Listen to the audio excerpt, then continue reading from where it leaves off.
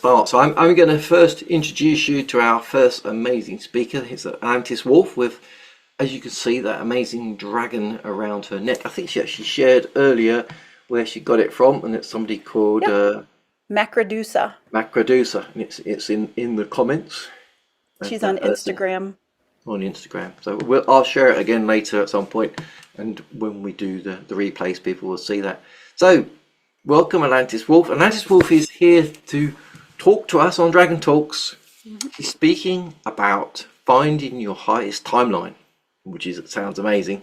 She's a shaman, a master breathwork facilitator, a licensed medical massage therapist who blends breathwork, drumming, fire ceremonies, and galactic dragon guidance to help people shift deep physical and energetic pain. So tonight she's bringing in some of the energies of Egypt, she said, which I'm interested to hear about, and she's going to guide us into our highest healer lifetime and bring that into this lifetime. So Atlantis, welcome. It's beautiful to see you again. I think last time it was about over a year ago that you were here. I think so, because my birthday's in January, so I like to come and speak in January. I'm an Aquarian, January 27, so I'm here for the rebirth of humanity, the Earth. I love the Earth. I was here when the Earth was born. Very fond of the Earth, probably more so than anything else. You know, the people on the Earth are okay, but I'm a big Earth girl. Some people I love more than others. So yes, today I'm going to bring us all together. We're going to gather up our energies and we're going to go to Egypt. I brought my Egypt scarf. And I was fortunate enough to go to Egypt a few years ago. I'm going to walk you through part of what happened. I was there for 2.5 weeks. And one thing, I was the person who was asked by the group. There were 30 people. But the first thing that we did is we opened up the dream stele. The dream stele is the stone. It looks like a giant tombstone because it has an arch top and it's long and it's in between the paws of the Sphinx. And to open it is to open up the mysteries of Egypt. So my job was to open that up to the group. And that was at the beginning of the trip. And then at the end of the trip, we came back to the pyramids and went into the Temple at Cheops, the big temple there at Giza, next to the Sphinx. And we went into the king's chamber. And it was my job to lead the sound ceremony that would take our intentions forward.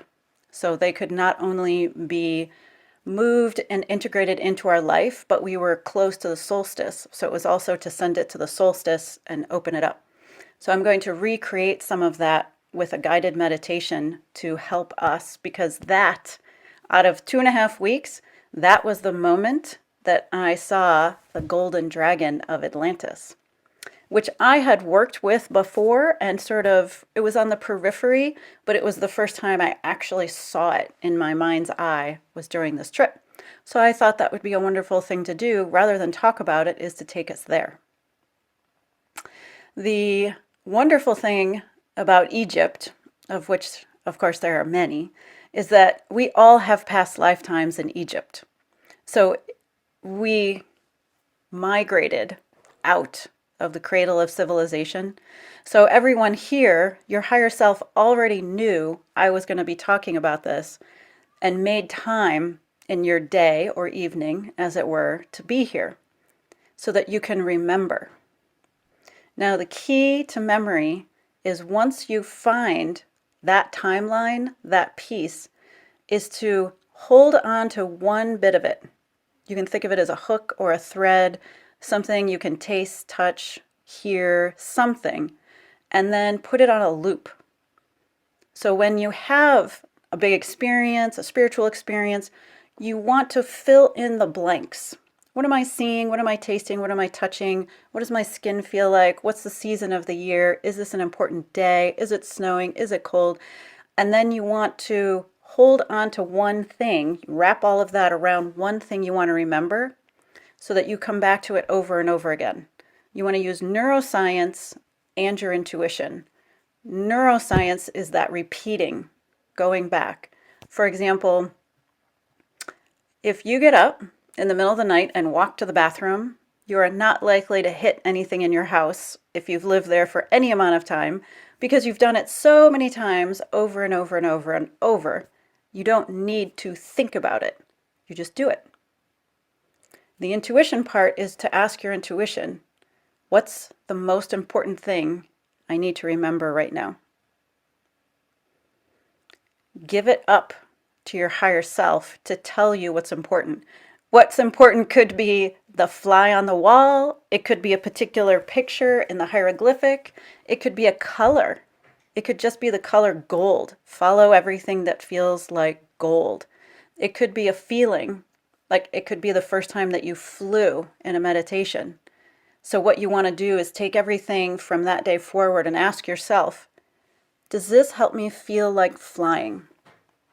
No, don't do it. Yes, that's the path. So you combine that neuroscience, repeating where you were, what was happening, with your intuition. What do you want to remember?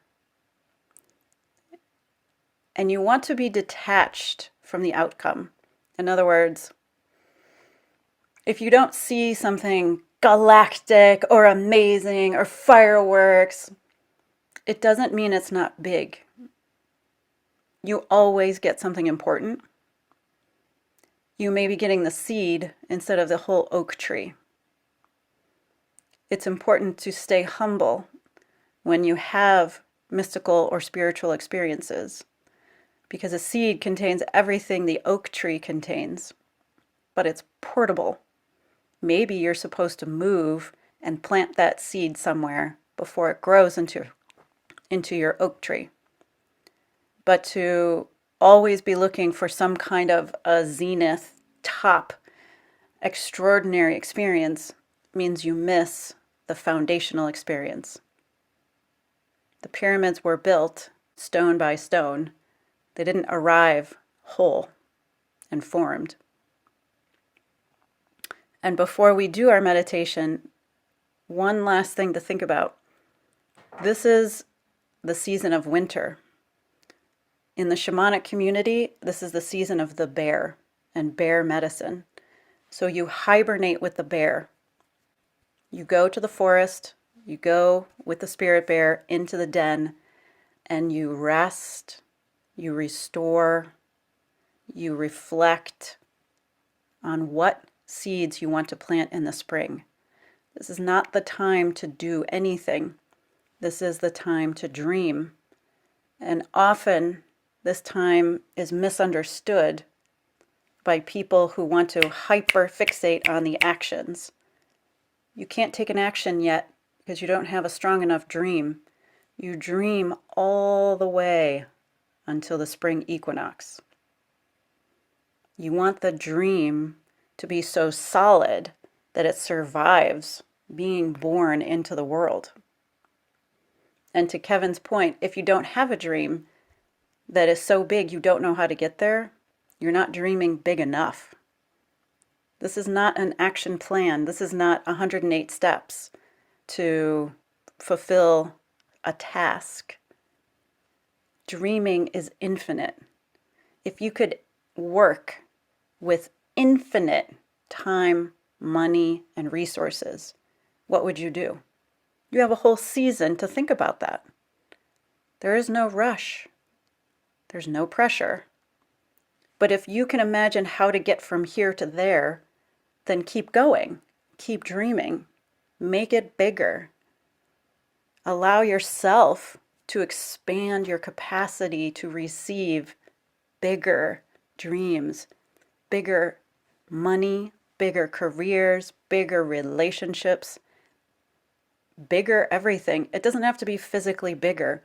It's just an expression. How much can you express who you are out in the world? Your capacity to receive a big expansion is the only limitation you have. It's never about pushing out into the world. It is about expressing, just the way that the sun just shines. The sun does not push sunshine into the world. The sun shines, because it is the nature of the sun to express its shine. In the same way, there's something inside of you that wants to just shine into the world. The more you can align with what am I supposed to shine into the world, the easier it will be for you to be successful. And success is self-imposed. I think success is being an entrepreneur and having the freedom to do what I want, when I want. I hated being in a cube. I hated sitting at my desk when I was done with my work and not allowed to leave. I hated the fact that I was working really hard and most people around me were just talking and chatting and not doing a lot of work. And now I'm free to do that, and they're still in a cube, which is good for them, and this is good for me. So whatever is good for you, it's worth figuring out. But give yourself time. Be gentle with yourself. If you had between now and March 15th to build a dream, I'll bet it would be bigger than it would if it was just today. So I hope one of the takeaways is to dream bigger. So right now that our energy is collected, our people are collected, we're going to go into Egypt. And for anybody who's already done meditation, you know there's no time or space. So we're really going to go to Egypt. So close your eyes and breathe in through your nose, breathe out through your mouth, and allow the exhale to be more than the inhale. There's no counting, there's no pushing, there's just breathe in a little, breathe out a lot. In other words, and pause, feel your beautiful body. Do it again, breathe in a little, and breathe out a lot. Rest in the comfort of your own skin and your own bones and your own seat. You are protected, comforted, and held by all the energies of the world. And you and I are standing an hour before sunrise at the Great Pyramids of Giza. We're outside the largest temple, the Temple of Cheops. We are there together, breathing in the cool desert air, and we're noticing how quiet it is. We're noticing how many stars are there with us. And we're breathing together and noticing how easy it is for us to remember when we were together in the past. And so we smile at each other, one soul to another soul. And we look at the temple itself as far up as we can see. And we notice that it's built from blocks.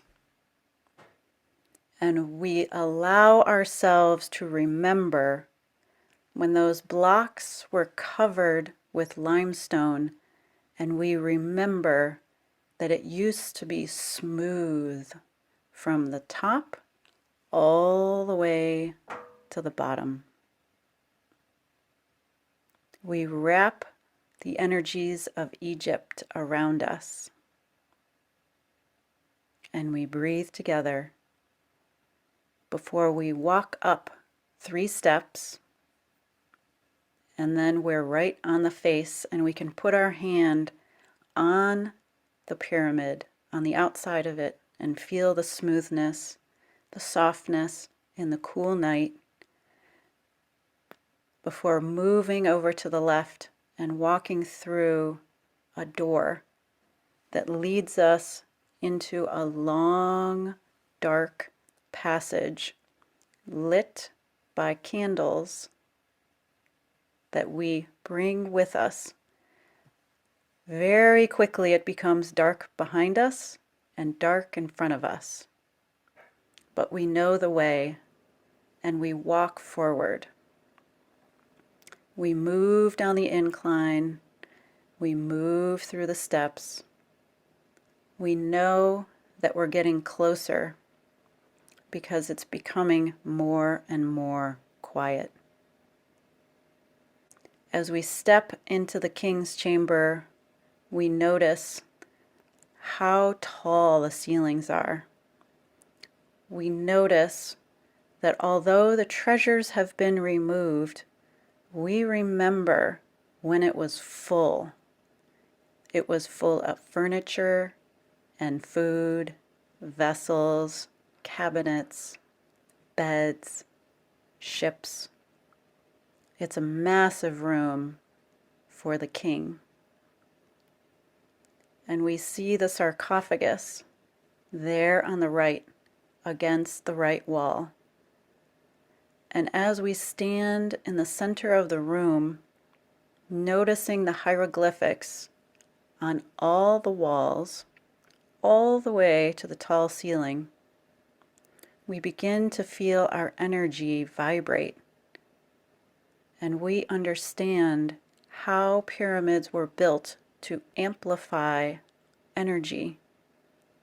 We're standing right underneath the peak, the apex of the pyramid, and we're inside the king's chamber. As we breathe in the mysteries of Egypt, of our past life, we understand our place in the timeline of Earth. We understand where we were at the beginning when the Earth was new, and we call to our higher self to help us remember. Help me remember Egypt. When I was in Egypt and I was helping the earth and her children, here in this pyramid of highest intent, remind me who I was, where I lived, what I looked like, and what I loved to do more than anything else. What was my favorite way to help people? Breathe in that lifetime and allow it to settle into your body. As you are there, there is a sound at the top of the temple. It's a very specific and familiar sound, and it sounds like it's going in a spiral. It's circling from the very top of the pyramid down each layer of blocks at a time, one after the other, getting closer and closer to the chamber.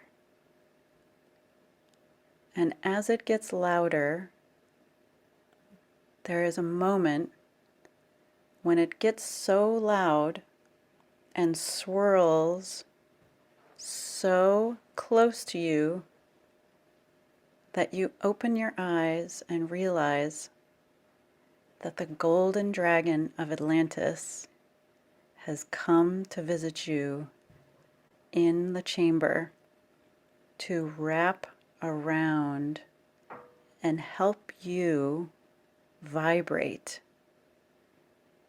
with the frequency of gold. Your light, your remembering, carries the frequency of gold in it.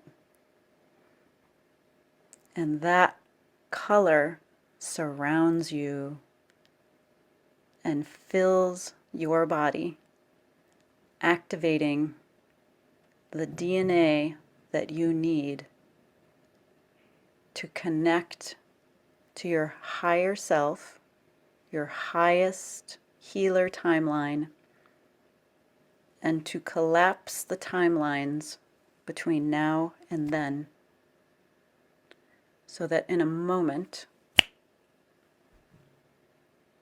you are awakened and you remember, and it's easy. And with that, you thank the golden dragon, you exit the chamber, and as you and I step outside of the pyramid, the sun is rising, and we look to the right, and we see the morning sun on the face of the Sphinx. The great guardian has guarded our journey and is there to greet us again as we come out in our golden form and remember. So take a moment to breathe into your body and breathe out, to write down anything that you want to remember about that. I like to recommend not doing anything chronological, but just write down the most important part of that journey for you.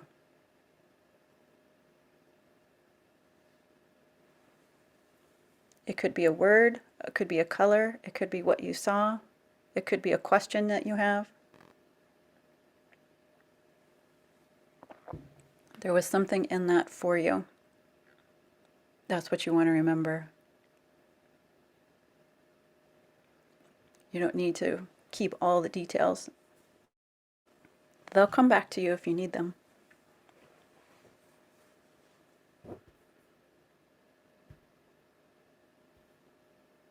Always a good idea to drink some water too.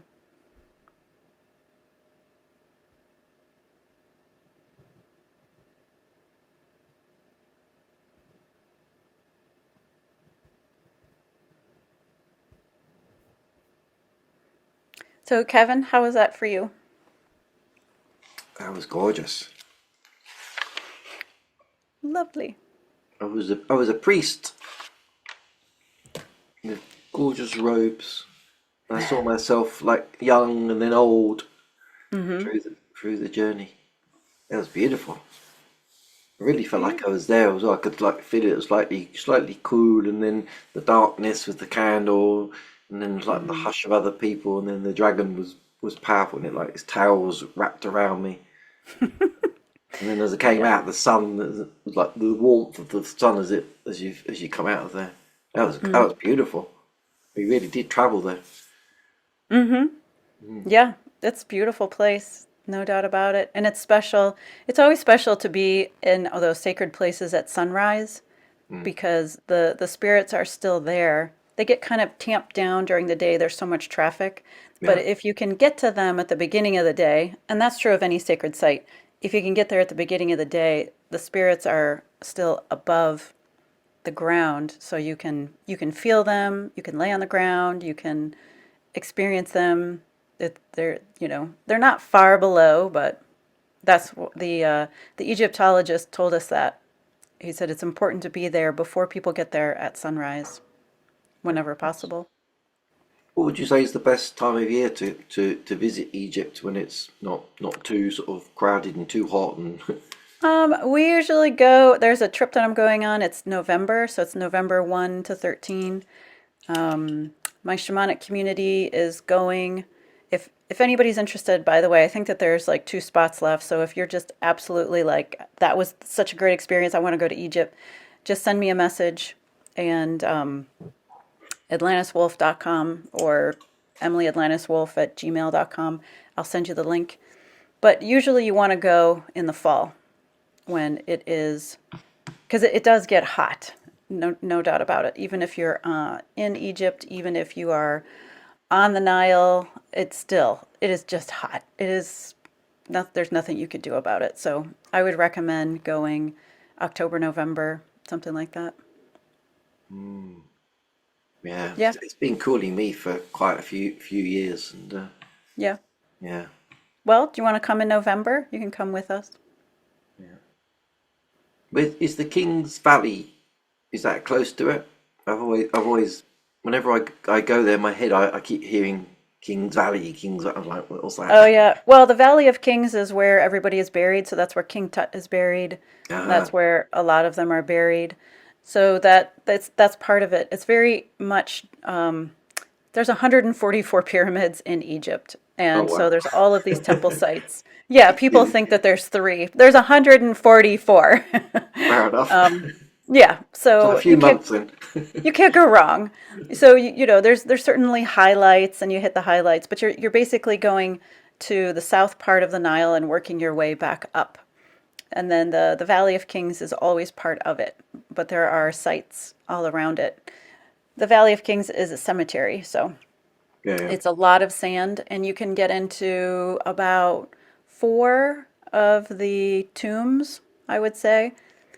It's a little tough because they're empty.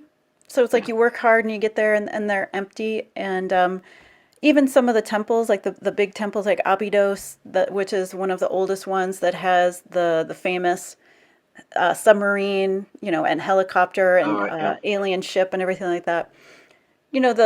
The sanctuary, so if you think of going in like a spiral, most of those temples have sanctuaries. The walls have been taken down. They've been taken away, and there are big pieces of it at the British Museum and at the Louvre. But it's just tough because you go into the sacred space, and it would be nice if they could just recreate the murals, even if they took everything down, because it does exist. Hmm. So some of it is heartbreaking. Abydos happens to be also the place that has the oldest temple. Abydos is considered the oldest temple. If you go right outside, there are 2 large stone pillars, but they're thick, so almost like rectangles, and then one frieze across with nothing else. But at the top of one of them is carved a perfect, that's estimated to be about 10,000 years old. There's a perfect flower of life carved into the stone. And that to be the first time anyone's ever seen the flower of life. And there's nothing else around it. It's older than the Temple of Abydos. It predates it. It's right next to it.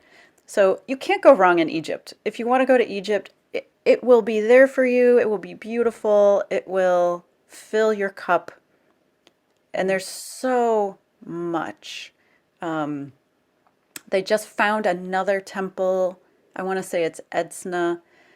And they were looking around. They were just doing something, and somebody sort of kicked over this rock. And it was the top of one of these huge pillars. And it turned out that the city had been built on top, but it's where there's a lot of archaeology happening because they dug out the whole thing. So imagine that you have the city street and then it's dug out for a whole temple. You have to go down the stairs. Every single hieroglyphic is still in color. Oh wow. It's all intact. All of it. 100%. It's not broken. All the hieroglyphics are there, the sanctuary is there, the colors are there, everybody is there. So when you go, there's Egyptologists all over this place. And it's not particularly big, but it's intact. So Mm. now we can see the colors that were given to the different pieces, to the stars, to the ships, to all of these different places. And it's kind of in the middle, so it has a lot of the story. Egypt will not disappoint you. Whenever, any way you can go at any time of the year, it's worth it. Just go with a guide. Wow, sounds powerful. Yeah, it's definitely calling me. Who's got a hand up? Who else wants to go? Yeah, let's go. I think we still have two places left. There's enough room for 13 people, I want to say. And we're going with the premier Egyptologist, Emil Shaker, who is 77 probably and may not be doing more tours after this, but he grew up in Luxor. He grew up, his grandmother's house is right there at the Temple of Man. And as he said, I grew up drinking and smoking and falling asleep under the statues. But he's the best. Everybody has been taught by him or knows him. He can get into all the places. We went to all of the temples at sunrise because of him. Yeah. And he's an extraordinary, kind of gruff old man, but he can read hieroglyphics, and so he could tell you anything you want to know. It is a priceless experience to be around him and in his company. So, yeah, that's why I'm going because I love my friends, but the fact that he's going to be leading us again is a big deal. Yeah, yeah. A few other friends have been for the sort of fairly cheap ones where you just sort of go on a camera and they charge you to take a picture of you by the Sphinx and the rest of it, and you Yeah, don't get to see much, and they were quite disappointed. So, and they're also going in the heat of the day. So that idea of going first thing in the morning when it's cooler and before the yeah, crowd, and like you say, the energy's new because the sun's just popping up. That's definitely yeah, what you want, isn't it? And then you've got and a small group because lots of people I know go in groups of yeah. 40 or 50. I'm like, that's a No, huge group. no, there's 13 because we're going on one of the ships, the Nile Lily. So there's Mm, only so many people that can fit on the ship. When I was on the last one, it was a group of 30. We were on two different boats, yeah. but this is only one. So I Did you think go? there's a total Uh, of 13. But you it go does down make the a Nile as difference. well then? Yeah, well, I mean, for example, we went to the Isle of Philae, which is the Temple of Isis, and we were coming back. That's the place to see the Yeah. sunrise. That's the famous place to see the sunrise. We were coming back as tourists were getting on the boat, and All I right. cannot express to you the dirty looks that we were getting. Like, because they clearly had paid money to be there early and to be the Yeah. first ones, but we were already coming back. We had been there for an hour and a half. We were Mm, done. We were going to go back and have breakfast. But when you travel with someone like him, and you're on that boat that he picked out to take us all over there, they'll take you around to show you the original Temple of Isis, and you will understand that they moved it to where it is now, and you'll mm, get the story about why, and you'll see where the sun used to rise in between the pillars, and now it's sort of on the side. right. But the history, it's the history. You want to go to be there early, but you also want to go to get that kind of history because it's still alive. The Mm, history of Egypt is still alive. And you can't really say that if you, because we did like the whole thing too, like on the camel, we went to Saqqara, we went to the first like step pyramid.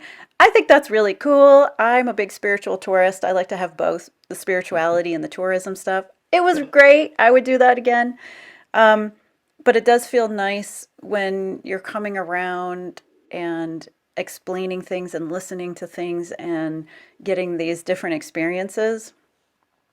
It's just a different way to interact with the energies of Egypt, the more mystical and magical parts. So, yeah, I recommend everybody going if you're feeling called. It's 100% worth it. If you can't make it on this trip, I can even give you the guy in charge of Quest Travel, Ehab, who also does trips that are amazing and wonderful.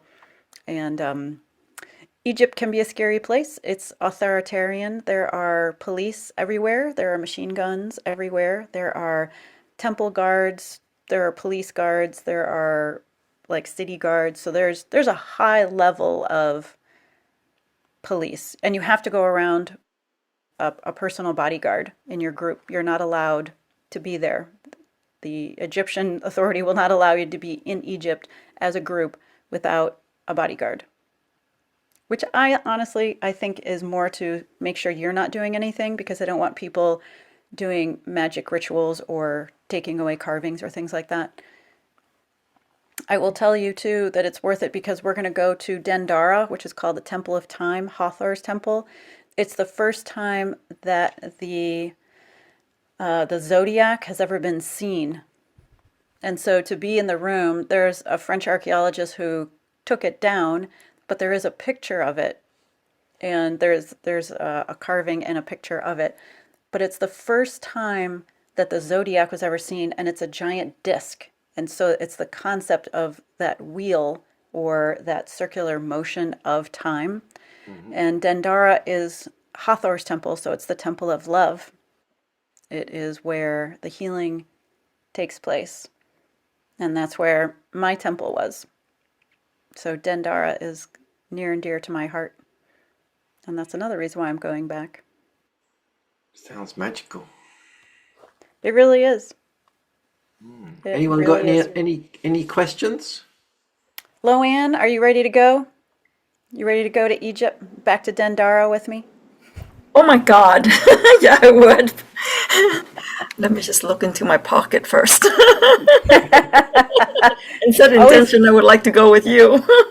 Dream first. Like I said, dream first, and then we can remember being in Dendara together.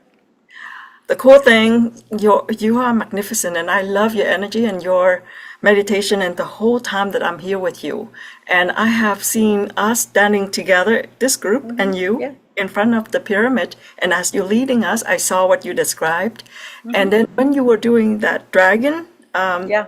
return, I felt this huge rush as if I was activated by the golden dragon. So I'm totally connected to Hathor energy, the temple. 100%. So, look me up. Let's hang out. I will. Yeah, I mean, if you go to atlantiswolf.com, the first thing is there's a little form. You can just send me a message, or we can get on a call, because I love meeting people, talking to people, connecting with people. I do things live. Like I said, I'm a little bit of a hermit. Like, you don't see me a lot on social media. I really only open up to real people and events like this. And I love Kev. We were in Italy together, and so anything that he's doing, I'm all for supporting it. But yeah, I would love to talk to you some more. I actually have a picture. I can show you a picture. I've got the big zodiac was written down before it was taken away, and it was put into a plate into a big book. And my independent bookstore here in Cleveland sold pages of it, and so I actually have it. And I have the complete one before they carved it away, because of course it destroyed some of the hieroglyphics on the side. It's there, like they repainted it, but it's not quite the same. But if you ever wanted to just see it, to see what kind of energy it would activate in you, I would love to do that. I'll just send you a picture of it. I love that. Thank you so much. You're welcome. Yeah, I'm all I'm so about, honored to be here. absolutely, everybody. We're all connected. I like to say just welcome back, because we are all connected. We've all been here together. We've all had different roles. We've all just seen each other, been with each other. We've had meals together. We've laughed together. We've built things together. And collapsing the timelines is just about reconnecting. As soon as you meet your people, the timeline just whoop collapses, just like that. It really does, because we all are lighting each other's candle. And that's why we're here. So yeah, I would I just feel anytime. very emotional right now looking at you. I'm not sure why, but I just feel this rush of Yeah. emotion that is just flowing through me right now. That is very beautiful. Well, It's really it's a recognition. yeah, this is why I'm here. I'm here to light people up, and specifically women. I mean, I do women's retreats. I do my 6-month program, my Intuition Academy, that starts, by the way, January 21st. We could talk about that too. It's all for women. It's all about helping women remember that rush and just to connect them. So I like to think of it as connecting the queens back together. Magnificent. Yeah. So let me know. And if anybody, because this is closed, if it's just easier I'll put my number too. And I'll see. I should probably put my glasses on first. Oh, yeah, that's totally wrong. Hold on a second. And then that way, you can just send me a text message. Thank you. Yes, thank you. Oh, thanks, Kev. I really appreciate that. Yes, and he did a magnificent job. Thank you. I need all the support I can get. Especially after this kind of stuff. Yeah. So, if anybody else has any questions or comments or anything, we still have a few more minutes. And obviously, you can also just have those extra minutes to write some more, journal some more, have a glass of water. Think about the golden dragon.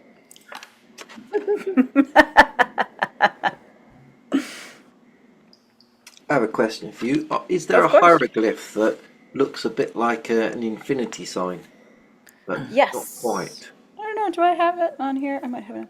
Yes, there is. Because that's the one I saw that jumped out at me.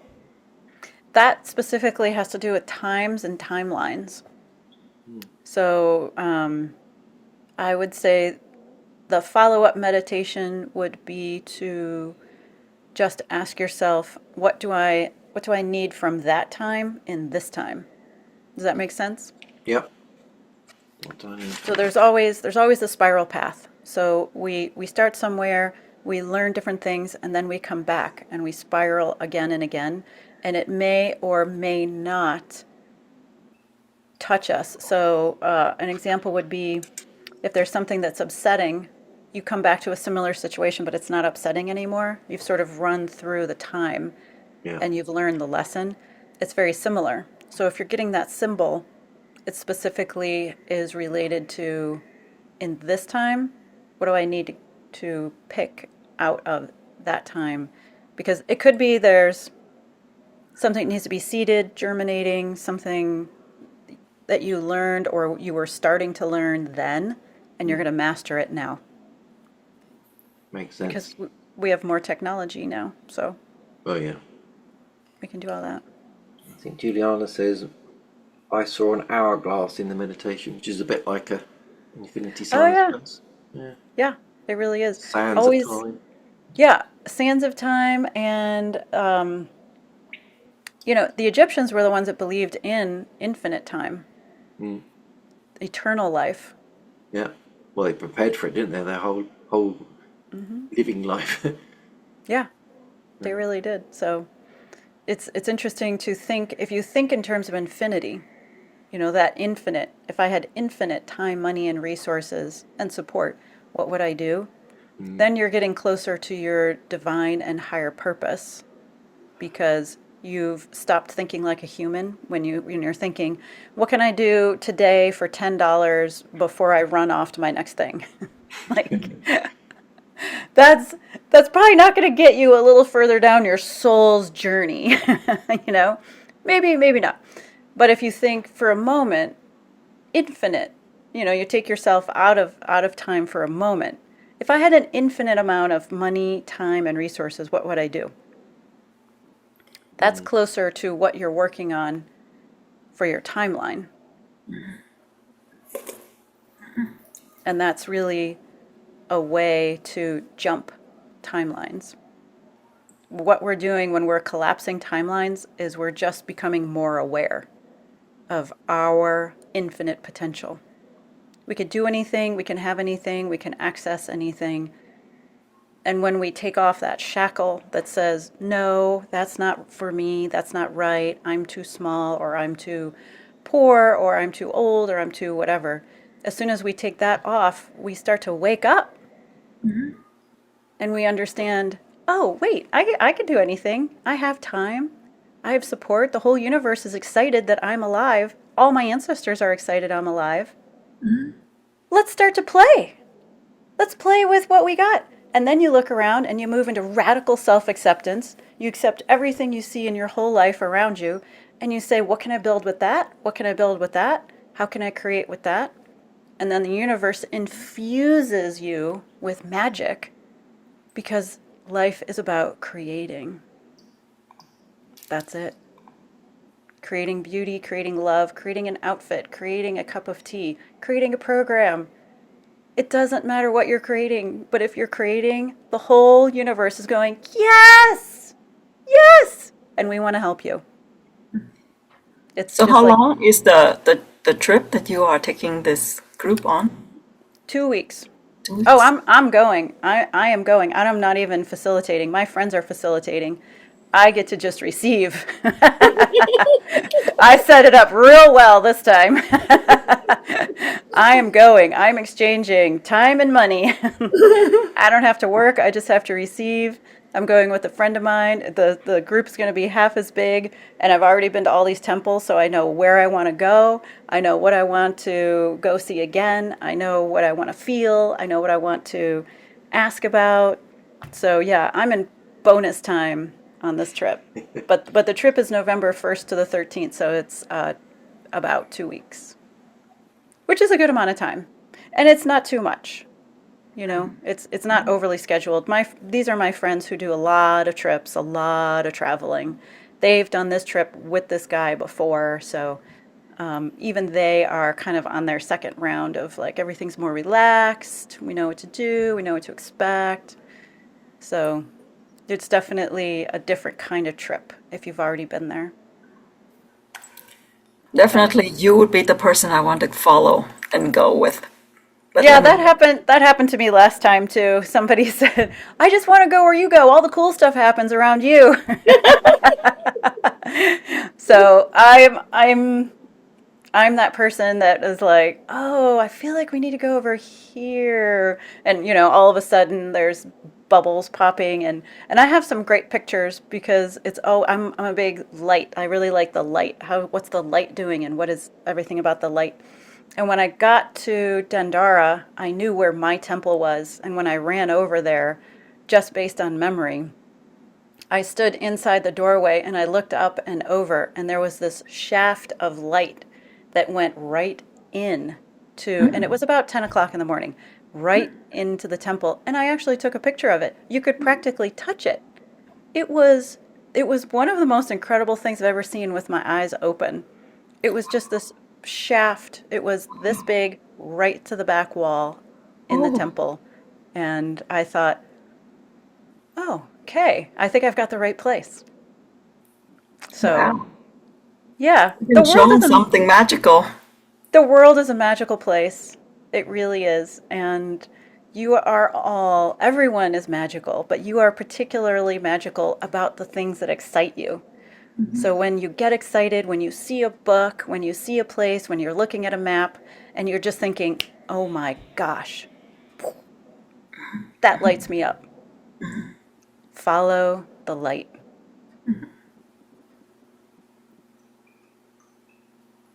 Wow. There is a question from someone else with the same surname.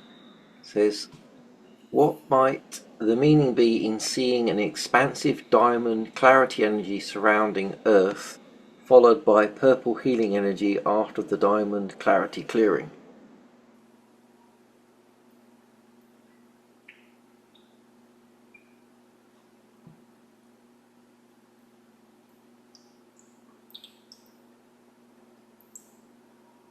I think we may have lost Atlantis. He's frozen. She'll come back. She will. She's putting too much energy out. She's blown her internet. I was thinking that. It happens. I've seen it quite a few times. The internet goes, no, reboot. That's a powerful question. She's back. Yay. Oops, it's good to unmute. I think you were putting I too got to much keep my hands light down. I get too energy out. excited. I Yeah, you blew the too much internet. energy. I did. I had to go to my other Wi-Fi box.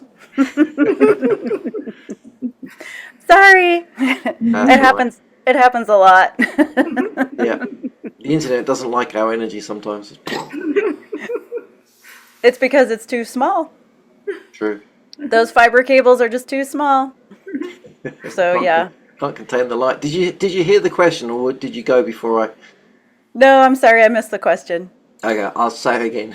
There's Bridget Wolf says, "What might be the meaning?" Wait, what? I can't say. Okay, find it again. What might the meaning be in seeing an expansive diamond clarity energy surrounding Earth? And then she follows it up, followed by purple healing energy after the diamond clarity clearing. Does that ring Yeah. to energy? Oh yeah, I mean, I have lots to say about that, but obviously the most important thing is, what does it mean to you? You don't want to give your power to anybody. You don't want to have somebody tell you what things mean. You want to notice things, write them down, and then do a free association. So take out a piece of paper, write that down, and keep writing until you run out of words. And the meaning will come to you, will be revealed to you in the process of writing. Because when we write, our brain moves energy into our heart and down our arm, and then we write through our hand. When we put our hand on someone, we're putting our heart on them. And it's the same with writing. That's why writing is such a powerful tool of self-discovery. So if you do breath work and then you write about it, you keep writing until the meaning is revealed to yourself. And the most important thing you can do is to pull back all of your power from all lifetimes. Because it doesn't matter what it means to me, it matters what it means to you. That's where your power is. That symbol is a symbol of your power. So it's up to you to meditate on it and let it grow.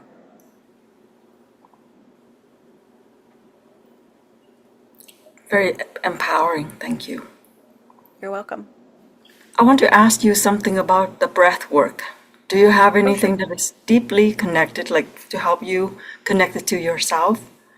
Yeah, I do. I'm a master shamanic breathwork facilitator. I actually just did a big breathwork around bear medicine yesterday. And I do breathwork at my women's retreat. So we'll be doing one when we do Avebury, Glastonbury, and Oxford in England in September. We're going to do a breathwork on the balance. But the thing is, the breath centers you. So think about, instead of thinking about grounding into the earth energy, use the breath. Breathe in a little, breathe out a lot. Pause and feel your body 3 times. And focus on right below your heart chakra and your solar plexus. Center your physical experience in your solar plexus, and then ask your question. So I like to say clear, connect, and query. Clear the energy, connect to your higher power, and then ask the question. The best question you can ask is how. Never ask why. Always ask how. How can I take one step forward? How can I move my energy to be in alignment? How can I serve my higher self? Always start with how, and you'll get a better answer. Thank you. You're welcome. Glad to be here. But yeah, centering is more important right now because the earth is going through a rebirth. So if you ground, you're grounding in the energy of a being who is being birthed. So it can be chaotic. It's better to center into your own energy and ask yourself, what do I bring to the situation? What vibration do I bring to my family, to my friends, to myself, to my house, to my job, to my clients? You are also having a rebirth. Thank you. You're welcome. Wow, powerful stuff. Yeah, well, that's the energy we're in. I mean, this is all the small stuff is over. I mean, it's just big stuff now. These are big times. These are incredible times. And fire horse is here, momentum, which of course starts February 17th. So shed the last of it with the snake energy before we move into the fire horse of momentum, so you don't feel like you're being dragged into 2026. But yeah, it's the big time. It's let go, and then you're off and running. Good stuff. And dream bigger. That's my last reminder. Dream bigger, people. Infinite. Beautiful advice, that's for sure.